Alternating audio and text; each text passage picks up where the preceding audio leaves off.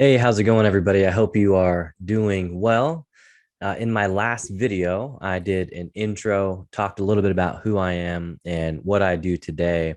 And I want to share with you something that I used to actually teach at my last company because I think it will really add value to a lot of you that will watch this. It was an assessment called the StrengthsFinder 2.0. I believe they've recently changed it to Clifton Strengths.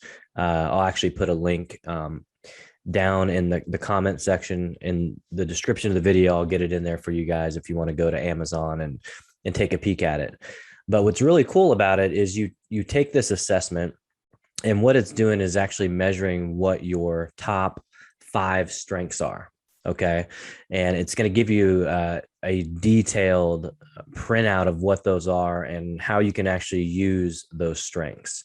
And there's a possibility of 34 possible strengths, but the book just gives you your top five. And I know I can remember taking it as a participant and really saying to myself, man, I wish I knew what number six was, or trying to guess what, the sixth one was.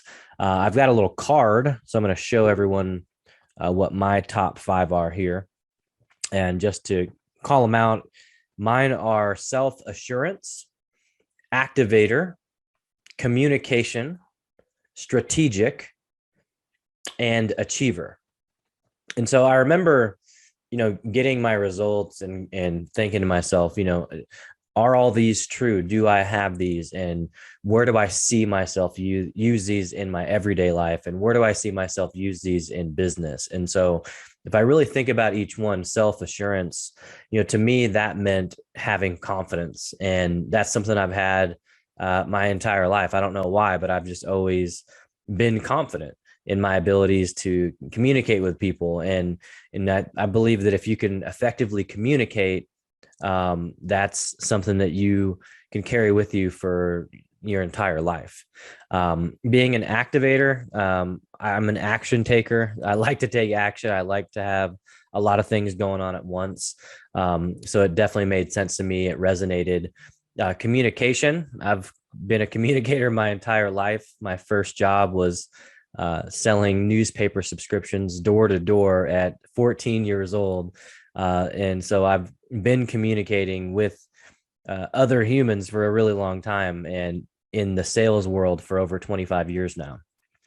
So strategic, I definitely use strategy with most things that I do. I'm very tactical in that way. So that one is also true. And then achiever, I've set some goals and I've accomplished some. I've definitely failed a ton too. We're all gonna fail more than we succeed, but it's what's really important is, are you getting back up? And so this assessment it's so cool because what happens in life, if we have certain strengths and we don't use them, they actually start to slowly diminish over time because they're not being used. You're not actually putting in the reps in those areas. So when you can identify your top five and then you actually focus on putting them into play and strengthening in those areas, you start to become an expert. You start to become an expert in those areas that you're focusing on. And, when your strengths, all five of them are firing on all cylinders, there are a lot of great things that can happen. Maybe getting a promotion at work, maybe, finding that you have a passion about something and actually pursuing it, whether it's a side hustle or a venture that eventually, like myself, turned into a main hustle.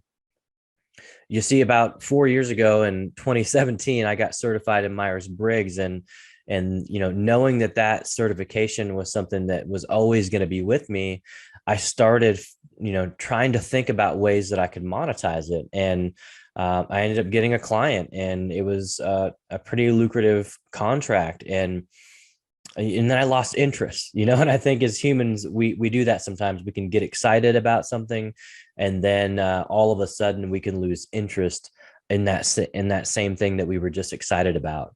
And so, that didn't actually pan out as being the main hustle, but I kept testing things. I got a goal to find a social media channel, and then I got active on the LinkedIn platform. And now, a handful of years later, that was April of 2019 when I started really getting active and creating on there. Got an audience of over 62,000 followers, and it's still surprising to this day. But I do understand why it happened. Well, for one, I know what my strengths are. And my goal every day is to build on my strengths. And, I truly believe if you can focus, for one, if you can identify, that's super important. You have to identify what those strengths are. I think another important element is being able to debrief how you can actually increase them, so, working with somebody to help you out with that. But, and then also just taking massive action, not being afraid to fail. And I understand that sometimes, these things can stretch you outside of your comfort zone, but, we don't actually get stable from being stable all the time. Instability actually creates stability and not the other way around. So I hope this was helpful. I'll definitely make sure I link the resource somewhere down in the description of the video so you can check it out. And I'll also put a link to my calendar if there's any way I can add value to you or your business, even if it's just you have questions about StrengthsFinders, or maybe it's questions about the LinkedIn platform. I have a coaching program that I teach as well. Definitely reach out to me. And if you're not subscribed yet to the channel, I'd really appreciate you subscribing. Make sure to hit the bell icon if you want to be notified when I publish content. Thanks so much for tuning in, and have an amazing day.